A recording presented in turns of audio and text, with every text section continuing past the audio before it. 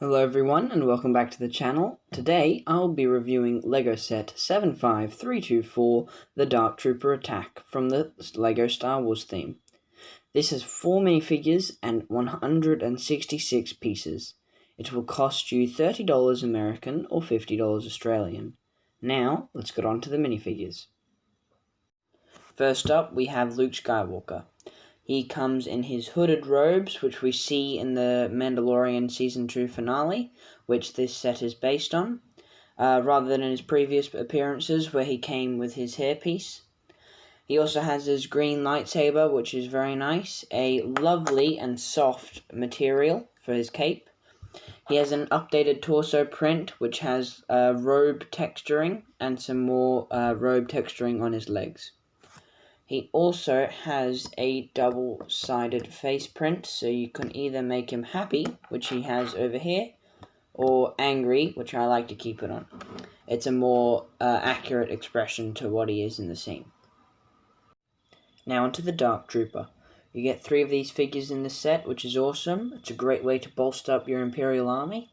They come with this new helmet print piece, which is awesome. The red eyes I thought would be dual molded into the helmet, but they're actually printed on the head, which is pretty cool. It's a bit strange to see when the helmet's not on, but when you put the helmet on, it all brings it together, in my opinion. The chest plate is to make the droid or Dark Trooper look a lot more bulkier, and just remember that these are droids, they're not actual people. And it's because in the show they're a lot more beefier in their torso rather than their legs, which is a little bit more skinnier. Those white spaces in the torso are represented to be gaps because this is a droid, so there are gaps in the the body and stuff. It's a lot more skeletal and things like that. It comes with a small blaster here, which is pretty cool. I love this blaster design.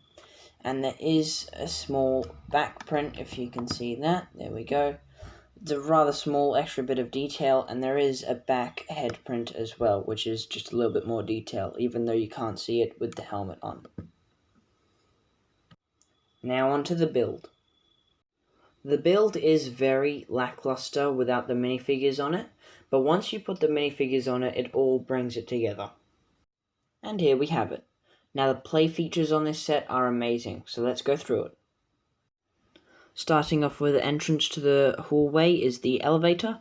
There is a small knob on top of this build that you can actually use to turn the elevator to close the doors and then reveal the doors like that. There is also a small sticker there as a control panel to basically choose what level you're going to. And you can put Luke Skywalker in here, but you have to put him on the back 2 studs, otherwise everything will get caught. Here is Luke Skywalker in the elevator, and if I turn him around, you can see the elevator door is shut, and then the reveal. It's Luke Skywalker. Now you have to put him on the back 2 studs there, because I put him on the front 2 studs, and his cape and lightsaber got caught in the mechanism, and it just doesn't work. I've now got him on the front 2 studs, and if I try and turn it, his lightsaber and cape just get caught in everything, and it doesn't really work. There are some more sticker detailing here to show what level the elevator is on, and some lights on the side here, just, I don't know, to represent a siren or something. Moving on to the right of the elevator, we have the hallway bit, with a small wall here and a gap to lead to another hallway. Now, this wall here has 10 stickers on it just by itself, and it is a lot of work, but once you get the result, it is amazing. It just looks really nice. So we've got some boarding along the bottom and a control panel here. These are the lights in the hallway, and it's a very detailed wall for stickers. I wish it was printed, but they're not. Just be warned about that. There is some white detailing at the top with these ventilation pieces. I'm not sure what they're meant to represent because normally ventilation's just grey. I'm not sure what it is. But moving on. There are lots of studs on the floor to place minifigures, and there are even gaps where the studs should be, so you can move minifigures any way you want. There is a small turning bit here to represent pretty much Luke Skywalker spinning around and hitting a Dark Trooper, which is pretty cool. You can reenact the scene. So if we just put a Dark Trooper there and Luke Skywalker there, we can turn him around and he can, try and hit the Dark Trooper. If we maybe move his lightsaber a little bit more forward like that, we turn him around and bam, he's hit the Dark Trooper. Just imagine it being sliced up, I suppose. Moving over here, we have another reenactment scene from the show. If you put a Dark Trooper on this stud here and maybe face him so he's like that, you can pretend that Luke is using the Force to then push the Dark Trooper away. And this is a really awesome play feature. Alright, it's pretty smart, in my opinion. You basically just use this little clip here and you just bring it out and it just slides forward. And if you're trying to move this set somewhere, you don't have to worry about this falling off or anything, because it's very sturdy. Like, if you try and shake it about, it's not going to fall off, which is very nice. And that's pretty much the entire thing. There are lots of studs on the floor to place minifigures. You can pretty much place them anywhere you want, and there are even gaps where there are no studs, where you can move minifigures any direction you want to give them a bit more playability.